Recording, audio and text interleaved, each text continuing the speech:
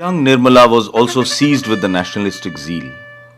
She was always extremely energetic and was a natural leader among her peers. In 1942, during the Quit India movement, she participated in many daring episodes of picketing and was also part of an underground group that carried out many secret missions. Because we were all college students and we all wanted to stop the colleges, then somehow or other we got into another kind of mysterious acting. We used to distribute bulletins, used to call them. We used to call them bullets, and spread disorder among students. That time students were very alert that we should have our independence, we should be a free country, and people were not so dishonest that they are now. After that I joined science college because I wanted to do medicine. But science college, we had a strike and I became the leader of the students. So they asked me to get out of the college. So I had to leave the college. Then I went to Lucknow to study in 𝗬𝗵𝗷𝗲𝗃 College. That's also another missionary. But from there I did my inter-science. And then I did my medicine from Lahore. In this country, we had a struggle of freedom. I was a part and parcel of that. My parents were part and parcel of that. They were rich people, quite rich, I should say, from every standard. You'll be amazed, my father burnt all his suits. They were stitched in England. My mother burnt all her saris. They used to spin their own clothes and wear them. I had only one coat throughout my education. When I was in Lahore, which is terribly cold, sometimes can be like London. But we never grudged and never grumbled and never said that our father should have looked after us and done something. Why did he just sacrifice everything for the country? Never, never, never. That quality was created, I should say, by Mahatma Gandhi. He made everybody so transformed into a new personality. All the money that we had, everything that we had, all conveniences, all housing, everything was given up. Not only by my father, but so many of them. Otherwise, we could not have got our freedom. To get our freedom, this country has sacrificed so much. I must say, Gandhiji had a special charm. I don't know how he managed. He was like touch of Midas, touched anybody, he became transformed.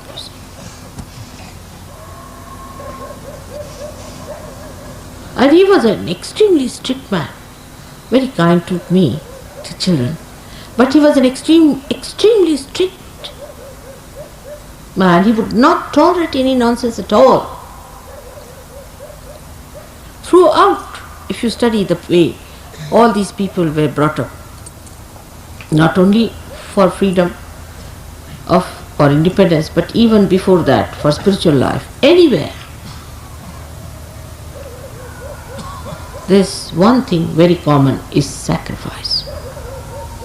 And the consciousness that you are doing something great. Consciousness that you are part and parcel of the whole.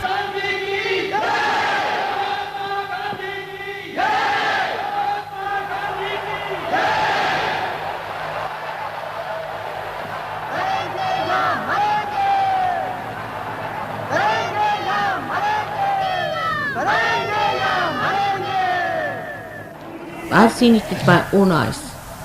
Such people in this country, whom you may call legendary, but I've seen it. Thousands of people were killed and butchered. Children died.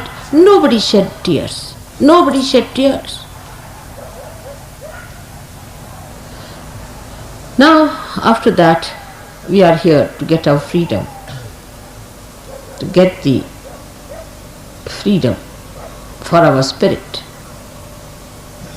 to make our spirit free from our greed, lust, from your anger, from our conditionings, from our terrible ego, from the body being enslaved by comfort.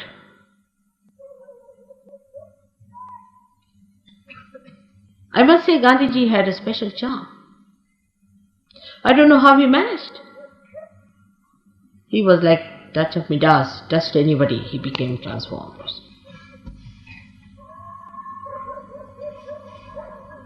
And he was an extremely strict man, very kind to me, to children. But he was an extremely strict man. He would not tolerate any nonsense at all. Throughout, if you study the way all these people were brought up, not only for freedom of or independence, but even before that, for spiritual life, anywhere, there's one thing very common is sacrifice. And the consciousness that you are doing something right. Consciousness that you are part and parcel of the whole. Such a big thing, such a big work, such a noble cause. And then there was one thing very common. Very common among all of them, that the noble cause, the upliftment of the noble cause, made them sacrifice in such a sahaj manner. Much more than the Sahaja Yogis sometimes, who have got so much in Sahaja Yoga. They have got their joy, they have got their spirit. I have seen it with my own eyes. Such people in this country, whom you may call legendary, but I have seen it. Thousands of people were killed and butchered. Children died. Nobody shed tears. Nobody shed tears.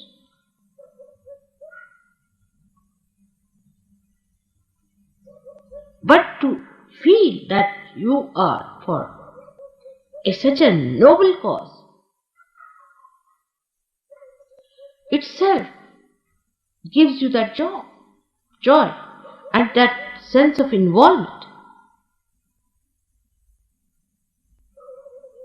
And moreover, what I know about Mahatma Gandhi and other people, what I have seen, how they were, everybody was not allowed to come in. And anybody who did even slightest thing less than, whether he was a king's son or he was anybody's daughter or anything, any little thing they spoiled, anything, he was chucked. I have stayed in Gandhi's ashram, so I know what it is. And that's how you know I can go through rigorous life. It is his state. All the children, about 12 years, had to clean the whole of that ashram area, which is in active 50 acres of land, every morning. They had to clean their latrines. Also the latrines of the guests, I have cleaned. And they were allowed only 2 dresses. And nothing could be kept, even you cannot see one paper anywhere, any litter anywhere. So clean, spick and span.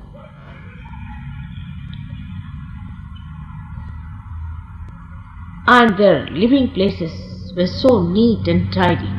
It was all done with cow dung, completely with cow dung. Everybody had to take a bath early in the morning at 4 o'clock with cold water. Whether it was Jawaharlal Nehru or Abul Kalam Azad, my father of any age group or a child. And 5 o'clock, Mahatma Gandhi was there for his lecture. Please don't raise your hands and raise your kundalinis. Please be seated. That's not the way. Try to understand what I am talking. And then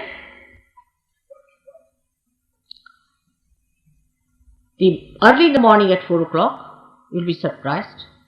Getting up, for me it was all right. And then to walk in those 50 acres of land to the center of that hall, which was nothing but just an open space surrounded by a lot of huts where Gandhiji was living. To walk all the way, after bath, after getting ready and all that, and snakes used to crawl along. Nobody was bitten, of course. I think the snakes understood that people were busy with the great job of freeing this great country.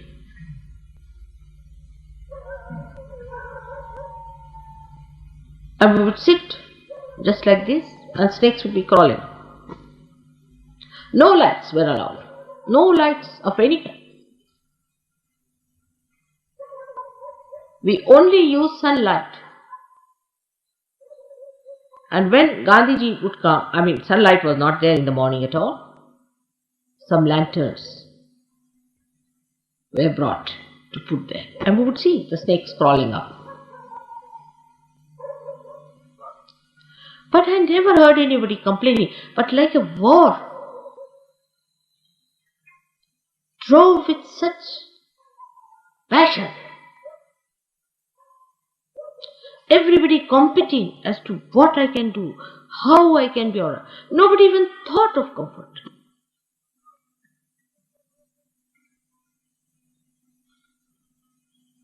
Of course, they were all about, say, up to 50 years of age or something like that, maybe. In the ashram, mostly the people were about up to 50 years of age that time.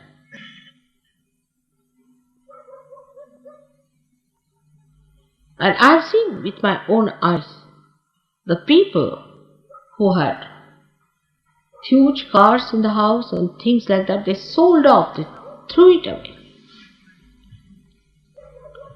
They used to come by train to Wardha station and walk down. Gandhiji would not see anybody coming even in a tongue. And they listened to him and obeyed him.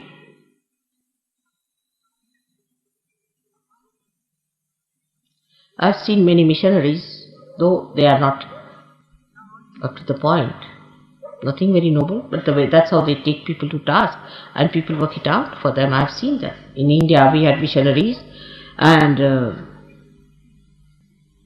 younger people who came from abroad. They just absolutely obediently listened to the missionaries and did whatever they said. Now today we are doing, as you know, the greatest of greatest work, because freedom, independence of freedom or freedom is of course necessary, political freedom to talk even about God. We could not even make a small little needle at that time. We were not allowed by the government, so much oppressed. So we had to get out of the shackles of slavery, no doubt. But now I find we have another kind of slavery, a slavery of selfishness, self-oriented. This is my comfort, I must have this, it should be enjoyable, I'm enjoying, I'm this, I'm that.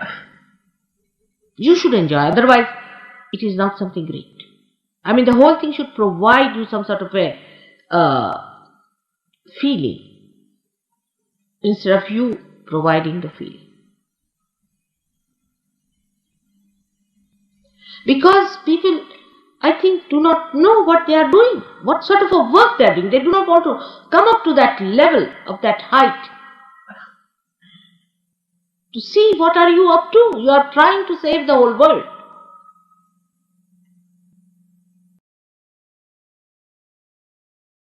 In the year 1947, 𝗘𝗱𝗂𝗃𝗍 was a member of the Central Legislative Assembly at Delhi, while 𝗬𝗵𝗷 was studying in her 4th year of medicine at Lahore. It was at this juncture that a tall young man was introduced into the Salve household. His name was 𝗬𝗵𝗷𝗃𝗱𝗏.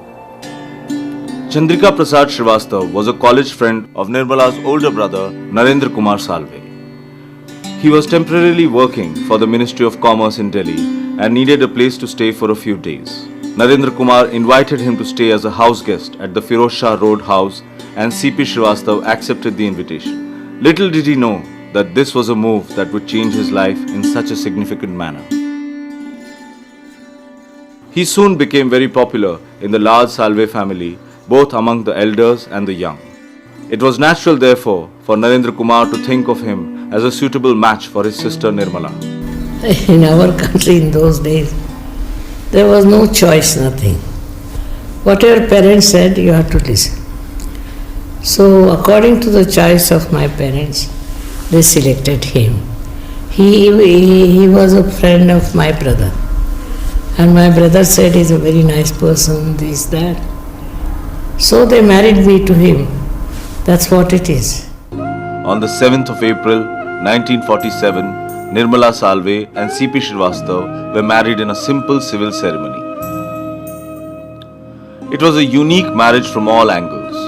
There was hardly anything common between the two. Now, this was a situation of a very remarkable kind. I came, as I told you, from old families, conservative families, pro-establishment families, landholders.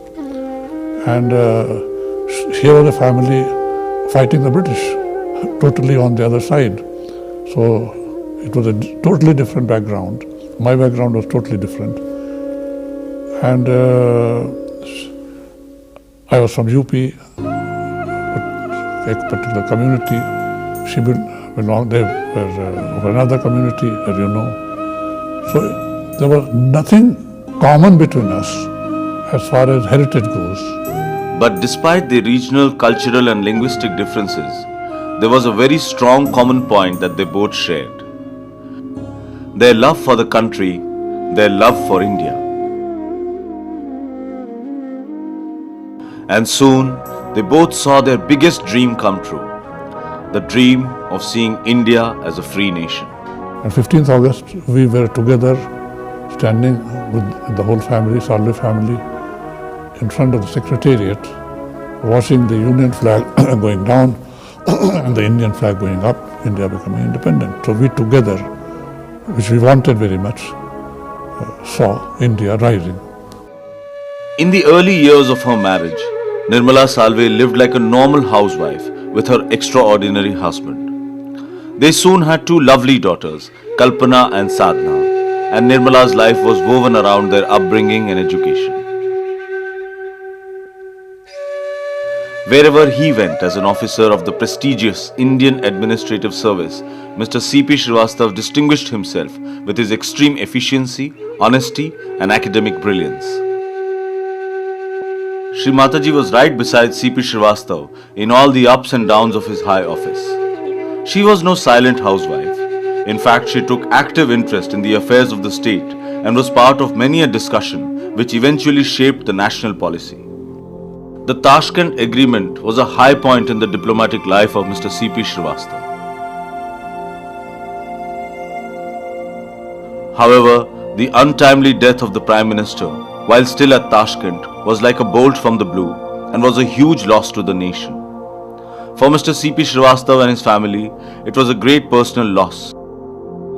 Soon afterwards, Mr. 𝗬𝗍𝗏 was made the chairman and managing director of the Shipping Corporation of India, and the whole family shifted to Bombay.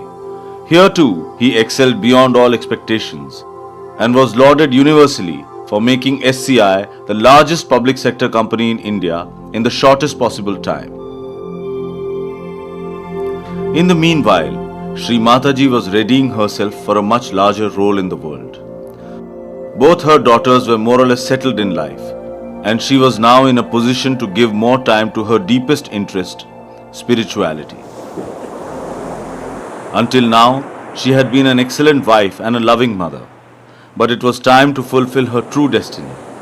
It was time to become the loving mother to the whole world. I was not very much interested in the studies, but I used to do very well. But I used to read lives of great men and things like that. At a very young age, I read Bernard Shaw, when people were reading just great expectations, I was reading Bernard Shaw. But as such, I didn't have interest in particularly reading some textbooks because I thought they were childish and there's nothing to be read about it. Then I told my father that I have to do medicine. So he said, why? I said, because I have to talk to doctors. He said, you have to talk to doctors? Yes, I said. But it so happened in my childhood when I was about 7 years of age. My father was a congressman. He had joined Congress when I was 4 years of age. He used to live with a style, very westernized. His clothes were stitched in London, sort of a man. We had governesses and all that. He threw away everything and he became a real Indian and started leading a life of a martyr. Then he made us study our languages, Sanskrit. He made me study in an Indian school, not in a missionary school. Because missionaries were very unkind. They threw us out of the school when my father was in the Congress. They were against us completely. Then at the age of 7 years, I happened to go with my father to Mahatma Gandhi. He was about 70 miles living with us. But the first time he took me down. And Mahatma Gandhi liked me very much. He said, leave this child with me. So I had not even taken clothes or anything. I stayed on. Then my father sent me everything with him. And he was very fond of me, but I was a little girl. But he understood that there was something about me. He consulted me on very serious problems sometimes, surprisingly.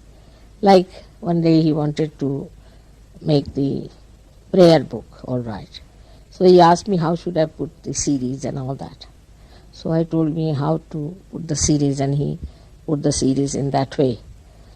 I used to go back for my school and again go back to Gandhiji every year like that. And he called me Nepali. He gave me a name Nepali. Everybody used to call me Nepali that time. Then I grew up with him very intimately. He was a very, very kind person for children, otherwise an extremely strict man, with himself and with others, very strict, a big disciplinarian. And he would make everybody get up at 4 o'clock, have your baths, everything be ready for your morning prayers at 5 o'clock, you see, and he used to walk very fast. I also learned walking fast with him. In his company I had to walk fast. And very extremely loving and a very nice person. And he would listen to me because I was a child, you see, supposing I forced him to eat more or something, then he wouldn't laugh, he would accept. Very kindly person. But with others he was very strict, and I used to tell him that, why are you strict with everyone? He said, but you are a little girl, you get up in the morning time, why can't they get up? I said, I'm little, that's why I get up. They are big, so they can't get up. Like that, you see, little chats. And then my father went to jail, and my mother also went to jail 5 times. My father went to jail twice, once for about 2.5 years, and he was the only supporting member of the family. By the way, we come from a very old royal family, which is called as Shalivahanas. They have a calendar also in India. And then when they took my father to jail, we had to leave our house and we had to live in huts and in all problems. That was nothing. But also me, they pestered a lot because I helped many people there, and I joined the 42 movement in a very serious way, and I became the leader here for the young people. I thought unless and until I take a very positive stand, it may not work out with them. It's not gracious to say how they tortured me, what they did to me. But they really tortured me. I was a young girl of 19 years that time. It's over now, so it's finished. And after that, my father went to jail again. And then when he came back, he got elected as the member of the Central Assembly, later on as the Constituent Assembly, and then of the Parliament. My brother was also a member of the Parliament later on.